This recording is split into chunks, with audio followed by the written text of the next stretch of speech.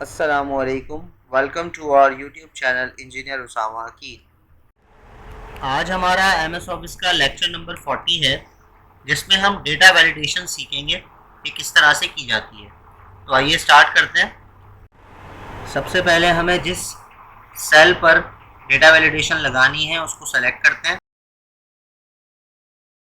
और डेटा के टैब में जाएंगे। डेटा के टैब में हमें डेटा वैलिडेशन यहाँ पर मिल जाएगा। इस पर हम क्लिक करेंगे तो इस तरह का एक बॉक्स हमारे पास ओपन होगा। अब देखें, बाय डिफ़ॉल्ट इसमें एनी वैल्यू लिखा हुआ होता है, एनी वैल्यू सेट होता है। हमने यहाँ पर इसको वैलिडेट करने के लिए क्लिक करना है और जैसे कि आपको पता है कि मैंने यहाँ होल नंबर लिखे हैं, तो मैं यहाँ पे होल नंबर सेलेक्ट कर लूँगा। अब वो डेटा कह रहे हैं बिटवीन, बहुत सारे ऑप्शन है, equal to, not equal to, greater than, less then.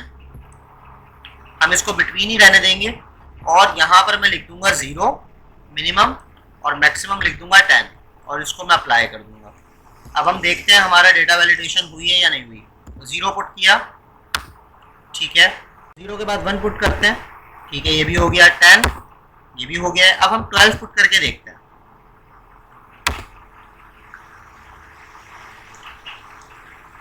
देखिए 12 पुट करने पर हमें एक एरर शो हो रहा है और उसमें क्या लिखा हुआ है, this value does not match the data validation restrictions defined for this cell. Means के ये डेटा वैलिडेशन काम कर रही है। अच्छा, हमने होल नंबर सेलेक्ट किए हैं, पॉइंट में डेटा डाल के देखते हैं। रेंज के अंदर वाला ही डालते हैं, पॉइंट में 0 से 10 के दरमियान ही होता है 4.3। देखिए ये भी नहीं जा रहा क्योंकि होल नंबर हमने सेलेक्ट किया हुआ है, तो उसका मतलब है डेटा वैलिडेशन बिल्कुल सही काम कर रहा है। रेंज के बाहर वाली जो हमारे पास सेल है, ये इसमें पुट करके देखते हैं 7.3, इधर तो हो रहा है। उसकी वजह ये है कि हमने इस रेंज को सेलेक्ट नहीं किया था। अब इसके बाद दूसरे सेल में अब हमें इसमें डेटा वैलिडेशन लगानी है डेसिमल की। तो इसको मैं सेलेक्ट करता हूँ, सेलेक्ट करने के बाद क्लिक करता हूँ डेटा वैलिडेशन पे और यहाँ से मैं सेलेक्ट कर लेता हूँ डेसिमल। इसको हम रखते हैं 0 से 100, मैक्सिमम कर देते हैं 100।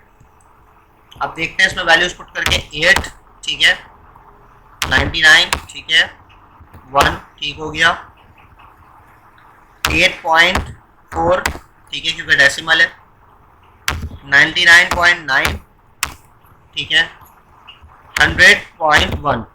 देखिए यहाँ पे एरर दे दिया क्योंकि 100 हमने रेंज दी थी मैक्सिमम, तो ये बिल्कुल सही से काम कर रहा है। अब हम जो है वो डेटा वैलिडेशन में ड्रॉप डाउन लिस्ट देखेंगे किस तरह से बनती है। तो हम इसको सेलेक्ट करेंगे, अपनी रेंज को, डेटा वैलिडेशन पे जाएंगे और यहाँ से हम सेलेक्ट करेंगे लिस्ट।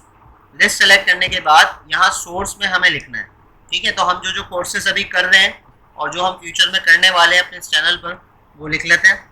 एमएस ऑफिस हमारा चल रहा है तो मैं एमएस ऑफिस लिख लेता हूँ सबसे पहले, कॉमा लगेगा बीच में। इसके बाद हम इंशाल्लाह इन पेज सीखेंगे, फिर उसके बाद इन पेज के बाद जो है मैं आपको कैनवा सिखाऊंगा, फिर उसके बाद हम फिल्मोरा को एक्सप्लोर करेंगे, ठीक है। तो ये मैंने कॉमा लगा के लिख दिया है। अब ओके क्लिक कर देते हैं। देखें जैसे ही मैंने ओके क्लिक किया, ड्रॉप डाउन लिस्ट का हमारे पास ये ऑप्शन शो हो रहा है। अब जब हम इस पर क्लिक करेंगे तो देखें हमारे पास वही 4 ऑप्शन आ रहे हैं जो हमने डाले थे। तो मैं यहाँ पे कोई भी एक सेलेक्ट कर लेता हूँ, इस तरीके से यहाँ पे भी कर लेते हैं, इसी तरीके से हम यहाँ पे भी कोई एक देख लेते हैं। देखिए चारों आ रहे हैं हमारे पास, ठीक है। लेकिन हम जब इससे बाहर जाएंगे रेंज से तो डेफिनेटली हमारे पास ऑप्शन नहीं आएंगे क्योंकि हमने रेंज जो सेलेक्ट की है उसी पर ही अप्लाई होगा। अब इसके बाद हमारे पास है टैक्स लेंथ। जो भी हम टैक्स इसमें इनपुट करें उसकी एक लेंथ हम यहाँ पर डिफाइन कर देते हैं।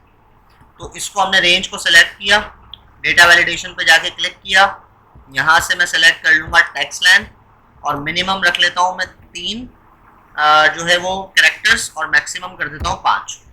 यानी कि 3 से कम और 5 से ज़्यादा जो होंगे वो एक्सेप्टेबल नहीं होंगे।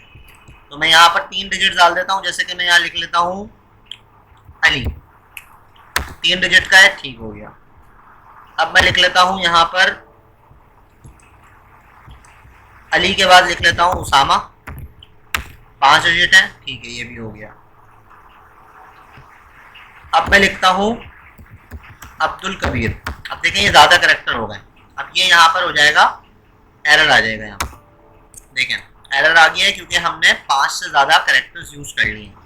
इसी तरीके से मैं कुछ ऐसा लिखता हूँ कि जिसमें 3 से कम कैरेक्टर हो, जैसे AL लिख दिया मैंने, देखें फिर दोबारा एरर आ गया।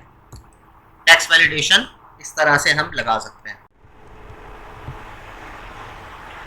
अब इसके बाद हम जो है वो डेट की वैलिडेशन लगा देते हैं। तो मैं डेट के लिए रेंज सेलेक्ट कर लेता हूँ। उसके बाद हम जाएंगे डेटा वैलिडेशन में और यहाँ पे जाके हम इसको सेलेक्ट कर लेंगे डेट को, ठीक है। और यहाँ पे मैं डेट डाल देता हूँ 1 2018 और यहाँ पे कर देते हैं 1 2023, ठीक है। और इसको हम ओके कर देते हैं। अब देखें हमने जो रेंज लगाई है वो 1 जनवरी 2018 से 1 जनवरी 2023 तक है। तो इसके दरमियान की अगर हम कोई डेट डालेंगे तो वो यहाँ पे वैलिड होगी, उसके अलावा अगर हम कोई डेट डालेंगे तो वो इनवैलिड होगी। तो आइए देखते हैं। 5 तारीख 6वां महीना 2019, ठीक है, वैलिड है। 25 तारीख 4वां महीना 2017, ये इनवैलिड होना चाहिए, देखें इनवैलिड आ गया। इसी तरीके से हम यहाँ पर डेट डालते हैं 1/1/2022, देखें वैलिड हो गया, ठीक है। तो इस तरीके से आप इस पे जो है वो डेट वैलिडेशन कर सकते हैं। अब हम टाइम वैलिडेशन करते हैं और हम यहाँ से रेंज सेलेक्ट कर लेते हैं और उसके बाद हम जाते हैं डेटा वैलिडेशन पे और यहाँ से हम सेलेक्ट करते हैं टाइम। और टाइम सेलेक्ट करने के बाद हम यहाँ पर टाइम दे देते हैं 5, स्टार्ट टाइम दे देते हैं 5 और एंड टाइम दे देते हैं हम 9। तो 5 से 9 के दरमियान जो भी टाइम हम इसमें इनपुट करेंगे वो हमारा वैलिड होगा, इसके अलावा इनवैलिड होगा। तो ओके कर देते हैं। अब हम चेक करते हैं 6 बजे, 6 डाल के देखते हैं टाइम, ठीक है वैलिड है। 6:45 डाल के देखते हैं, ठीक है ये भी वैलिड है। 8:59, ठीक है वैलिड है। 9, ये भी वैलिड है। लेकिन जैसे हम 9 से ऊपर टाइम डालेंगे तो वो हमारा इनवैलिड हो जाएगा।